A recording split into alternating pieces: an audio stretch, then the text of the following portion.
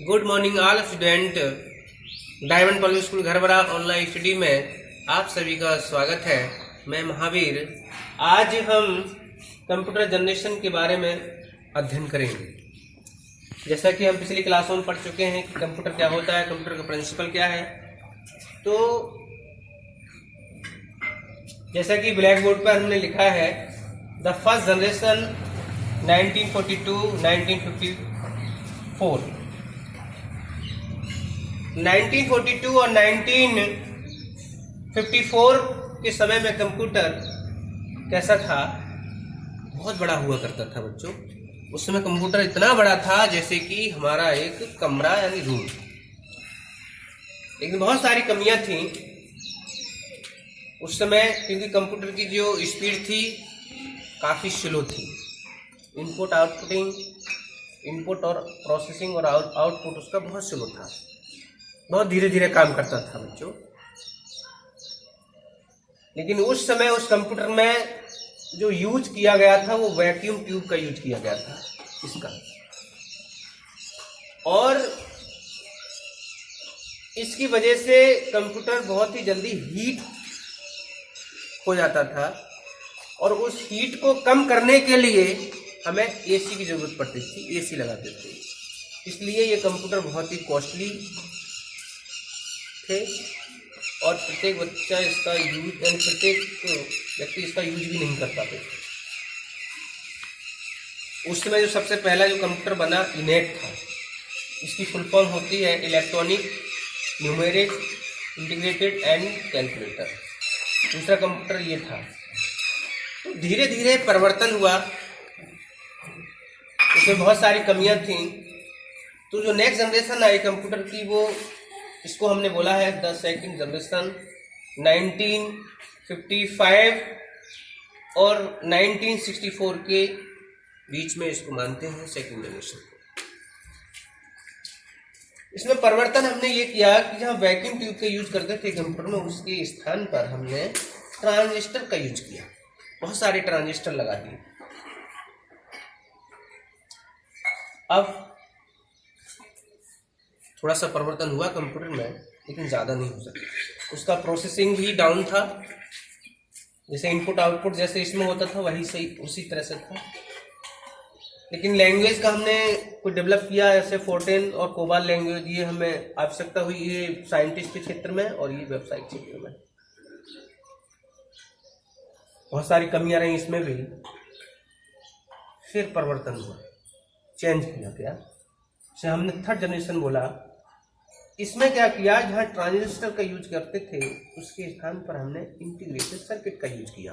ये सेमीकंडक्टर का बना होता है, जिसे हम आईसी बोलते हैं। आप सभी ने देखा होगा, हर जगह आईसी का यूज होता है आज के दौर में।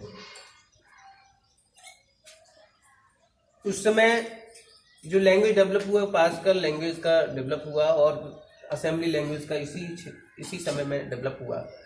1965 और 1970 के मध्य में इसकी जनरेशन मानते हैं थर्ड जनरेशन। अब क्या हुआ कि कुछ साइज कम हो गया कंप्यूटर का। जो पहले बहुत बड़ा कंप्यूटर थे, इसमें कुछ कम हो गया शायद। बट इस समय भी प्रत्येक आम व्यक्ति इसको ना तो खरीद सकता था, ना यूज कर सकता था, जैसे कि आज के दौर में हम करते हैं। घर पे कंप्यूटर हर जगह यूज करते हैं। धीरे धीरे और परिवर्तन हुआ। फिर फोर्थ जनरेशन आई। फोर्थ जनरेशन में इसका टाइम पीरियड 1971 से 1990 के मध्य को हम फोर्थ जनरेशन बोलते हैं। कुछ बुक में तो यहाँ पे ये डेट भी नहीं देते। इसमें बहुत सारे मतभेद रहते हैं। इसमें क्या किया हमने, ये परिवर्तन किया साइंटिस्टों ने। इंटीग्रेशन जो आईसी थी सर्किट, उसके स्थान पर वेरी लार्ज स्केल इंटीग्रेशन का यूज किया। अब क्या हुआ, अब कंप्यूटर की स्पीड काफ़ी तेज हो गई, स्पीड उसकी बढ़ गई इनपुट आउटपुट प्रोसेसिंग की। और अब कंप्यूटर हीट भी नहीं हुआ करता था, एसी की भी जरूरत नहीं। अब जहाँ एसी थी तो उसका कॉस्टली था, कॉस्टली भी नहीं रहा, उसकी प्रोसेसिंग भी अच्छी हो गई, और थर्ड जनरेशन में हाई लेवल लैंग्वेज जिसे सी और C++ बोलते हैं, इसका डेवलपमेंट का क्षेत्र बढ़ता गया।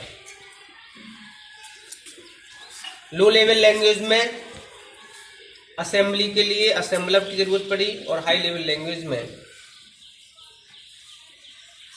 इंटरप्रेटर और कंपाइलर की जरूरत पड़ी, क्योंकि कंप्यूटर ओनली मशीन लैंग्वेज को समझता है, 0 और 1 की फॉर्म को समझता है, और किसी लैंग्वेज को नहीं समझता। तो ये असेंबलर क्या है, इंटरप्रेटर क्या है, कंपाइलर क्या है, ये क्या करता है, ट्रांसलेट करता है। जैसे कि हम हिंदी से इंग्लिश में बनाते हैं, उसी तरह से हमारे कंप्यूटर में ये व्यवस्था की गई जिससे कि कंप्यूटर की प्रोसेसिंग तेज हो जाए, समझ सके, तो वो ट्रांसलेट कर देते हैं जो असेंबली लैंग्वेज को असेंबलर और हाई लेवल लैंग्वेज में कंपाइलर। नेक्स्ट जनरेशन है हमारी 5th जनरेशन, 1990 से प्रेजेंट टाइम इस समय जो चल रही है। आज के दौर में आपने कंप्यूटर देखा होगा, हर जगह इतना छोटा कंप्यूटर हो गया कि आप अपने बैग में रखकर कहीं भी ले जा सकते हैं, कहीं भी ला सकते हैं, और इतना डिपेंड हो गए हम लोग हमारी लाइफ कि आज आपने देखा होगा हर जगह कंप्यूटर का यूज हो रहा है, हर क्षेत्र में। और 5th जनरेशन में इंटरनेट डेवलप हुआ, ये हाई लेवल लैंग्वेज जावा और .NET का भी डेवलप हुआ, C# हुआ, ये 5th जनरेशन में इनका सबका डेवलप हुआ है। जीमेल ये भी 5th जनरेशन में आया है।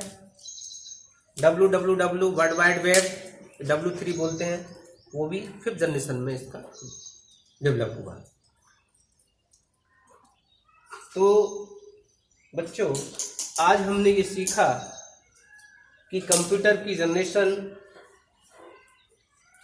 कंप्यूटर पहले किस स्थिति में था और आज किस स्थिति में है।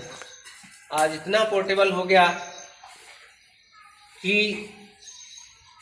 हर व्यक्ति कंप्यूटर की नॉलेज लेना चाहता है, उसको सीखना चाहता है, क्योंकि हर क्षेत्र में कंप्यूटर ने अपना एक विशेष स्थान बना रखा है। तो आई होप, मुझे आशा है कि आपको ये समझ में आ गया होगा। यदि आपको हमारी वीडियो अच्छी लगे तो लाइक, शेयर एंड सब्सक्राइब अवश्य करें।